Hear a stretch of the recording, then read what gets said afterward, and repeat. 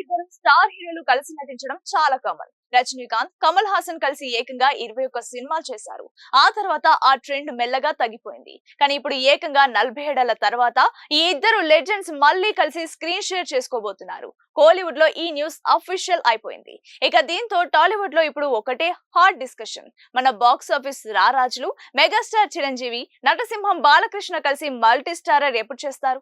నిజానికి ఈ ఇద్దరు హీరోల మధ్య ఎన్నో ఏళ్లుగా బాక్స్ ఆఫీస్ వార్ నడుస్తూనే ఉంది. కానీ మొన్న మధ్య ఒక ఈవెంట్ లో చిరంజీవి, హరీష్ శంకర్, బోయపాటి శ్రీను లాంటి డైరెక్టర్లు మంచి కథ రాస్తే చేయడానికి రెడీ.